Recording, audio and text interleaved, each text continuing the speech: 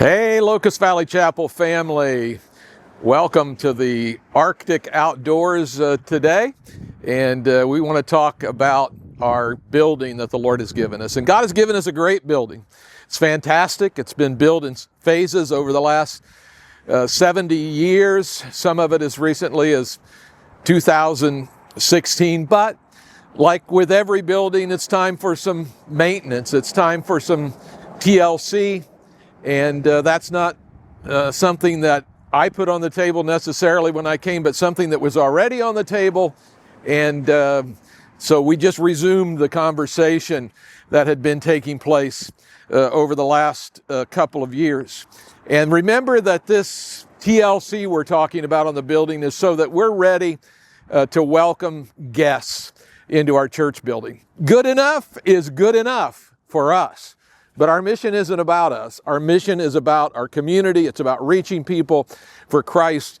And the impression we make when they walk through the door is vitally important. So let's start right where we are. Let's start outside. You'll notice over here, our sign is parallel to the road. It would be a lot better if it was out further and perpendicular to the road, like the banner that we have over here that talks about experiencing life with Jesus. And so we're going to see what the township will allow us to do, but we've put a placeholder of $25,000 in the budget for that issue. And then as a stewardship issue, we need to work on our parking lot. Like every parking lot over the years, it's developed some cracks. They're worse in the back than they are here in the front, but you can see them here. Those need to be filled in.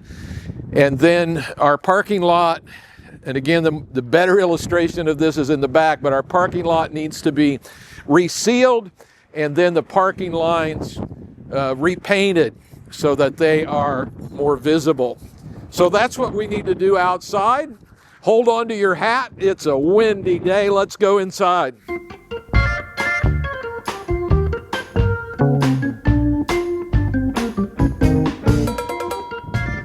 By the way, church family, did you know that right inside this door, you have a mailbox?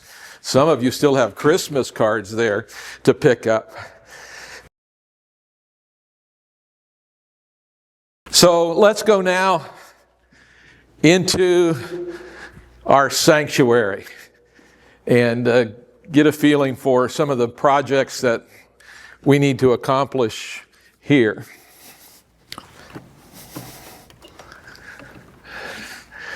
So just turn the lights on, and I'm told that these lights are quite the challenge to change when they burn out, which they do fairly frequently. And so there's a new way to accomplish that. There are new kinds of lights where the light bulbs keep going for maybe 20 years, even 2 decades. And so we're going to replace the lighting in the sanctuary. It's really a safety issue for those who have to change them. By the way, this part of the building was built in 1996, so almost 30 years ago. And we've gotten great wear out of the carpet, the chairs, and some of these things, but it's just time again for some TLC. So we'd like to paint the walls and bring a little color, not a lot of color, but a little color, modern color into the room, replace the curtains, and replace the carpet with carpet tiles, which is a typical way of doing things in a church or commercial type building today. That way, if you have a coffee spill, you can steam that one tile up, pull it out, replace it, and it looks good as new. And the chairs, they've served us well. They're beginning to lose a little bit of their cush, and some of them have even broken a bit.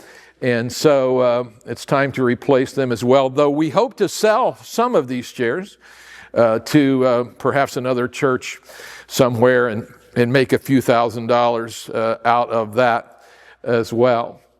We're looking to put some worship banners up here in the sanctuary as well that will give a beautiful appearance, expressions of worship to the Lord, and also help with some of the sound in this room. So that's some of what we're thinking about here. And now we'll walk across the foyer, and we're going to go into the coffee room here. You can see by the Dutch door that the coffee room used to be the nursery, and so it makes sense that there's carpet in this room now, but that carpet obviously gets stained by the coffee, and so we're talking about replacing this with a luxury vinyl plank that would have a wood flooring look, and that's all that we're anticipating doing in this room. As you're aware, perhaps the foyer had some renovations several years ago. Carpet's still holding up good, and we're planning to keep that, complementing it with a carpet in the sanctuary. The walls need painting, if you take a careful look, and not the walls down through here in the missions display, but the walls here in the main part of the foyer. And we want to do some D3 branding in this room, some stuff on the walls that would really express the mission of Locust Valley Chapel. All right, we're going to walk over here. We'll use the men's room as an example of the restrooms and some of the work that needs to be done here. We are talking about doing some painting in both the men's and women's restrooms, updating the vanities and countertops in these rooms to something that's a little more modern, and replacing the flooring. This is sheet vinyl flooring. It's still in decent condition. It's held up well, but it's a decor of an earlier decade. And again, we want to make great first impressions on our guests as they come in, so that we're ready to entertain guests and ready to make an impact for the gospel in our community.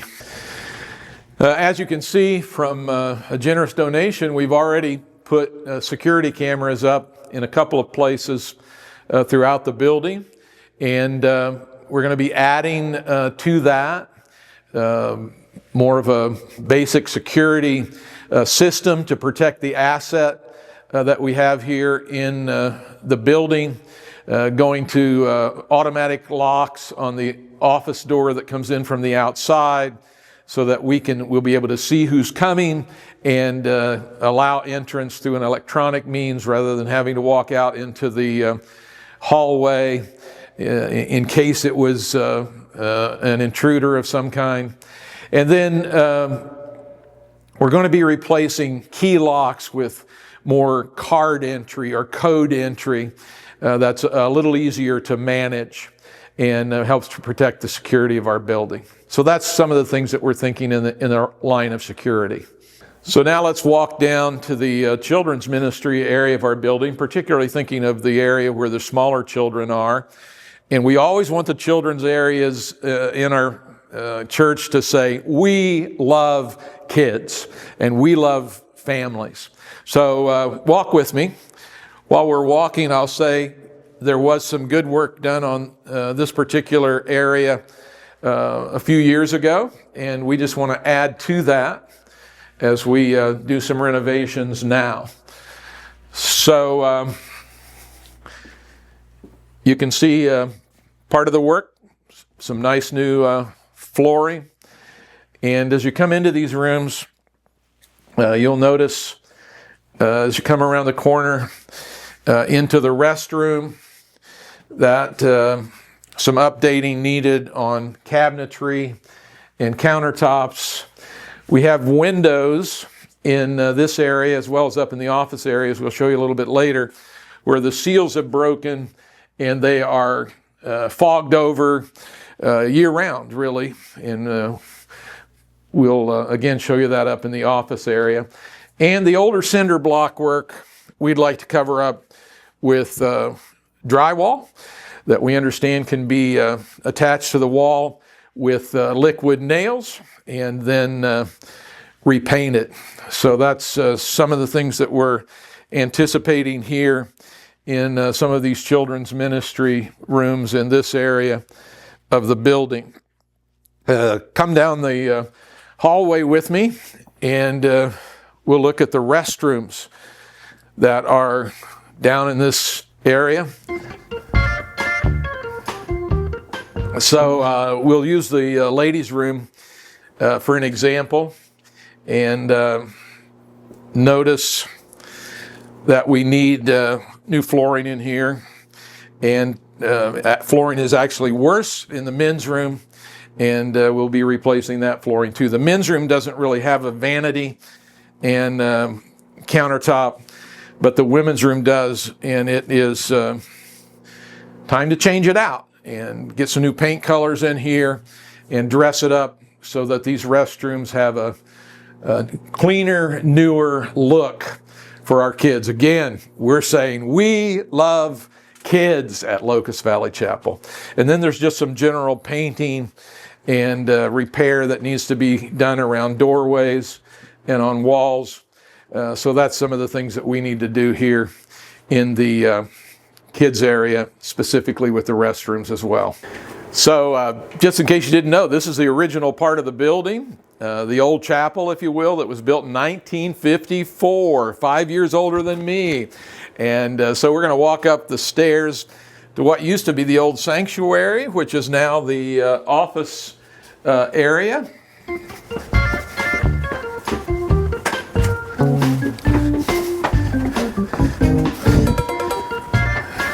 So when the new sanctuary was built in 1996, I'm told that that's when this area was redone into offices.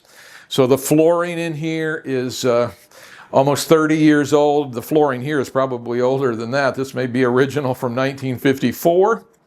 The vinyl tile here, and then the carpet. So we want to change out the flooring, and follow me in here to our offices. There are a few areas where paint is needed.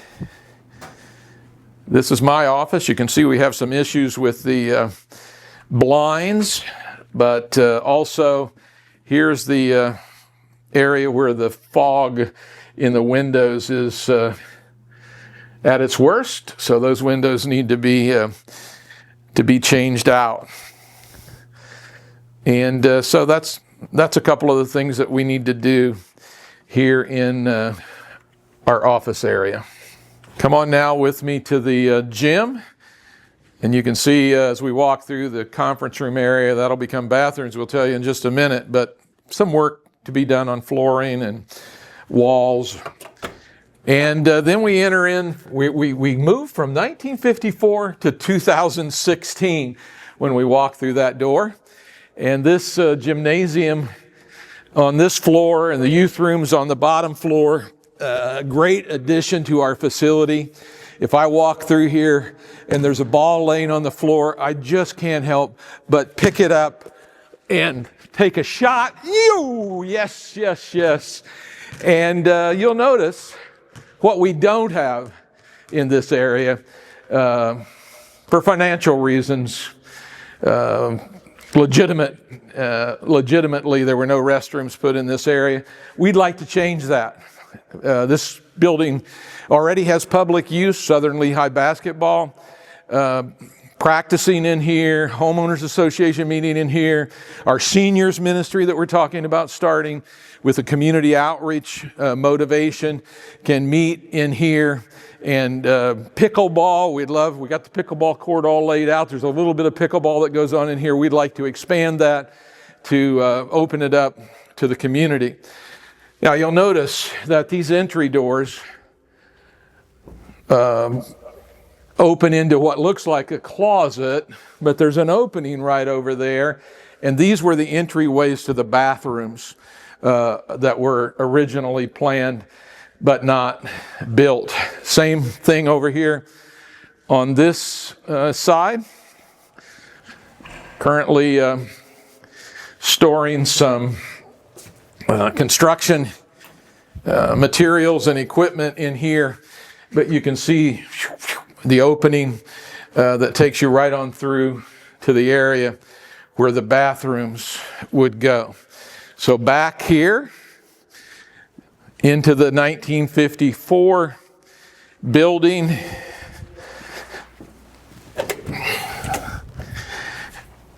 And in this area, you can see clearly where one of these entryways comes in. And then if you kind of pound on the wall a little bit over here, hollow right there. And this is where the other entryway would come in. So wall, room, restroom, each one with a commode and a sink, handicapped accessible. And then the other wall would come about right here, leaving a 6-foot area for storage. And the restrooms would end about right here. We'll take this curtain out and make this into a nice meeting room, small groups, board, classroom, whatever it needs to be. So that's what we're thinking. And so let's talk about the money aspect of this. So total cost $273,000 plus a little bit, a few hundred. We're talking about doing this all cash, no debt. By the way, the $273,000 includes $25,000 that's placed in for contingency, so it's about $248,000 plus the $25,000 for contingency. We have on hand $73,000 to use on this project.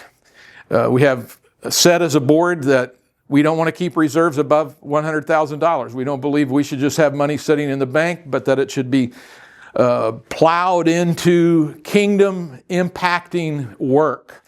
And so that opens up $65,000 to be used because you gave so generously to our Finishing Strong campaign.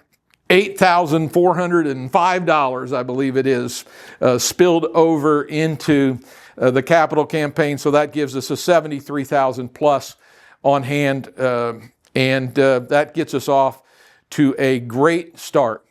A generous member of our congregation has said, I want to provide $25,000 in matching funds. So the first $25,000 that we all give will be matched by that $25,000.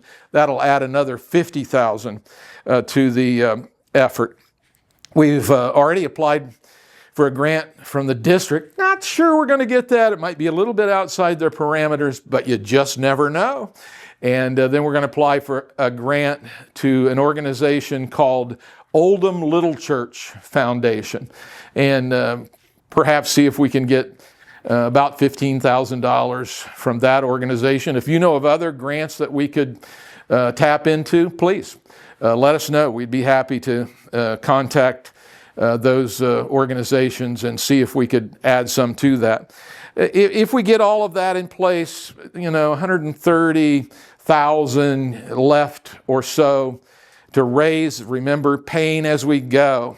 So I want to talk about some types of giving.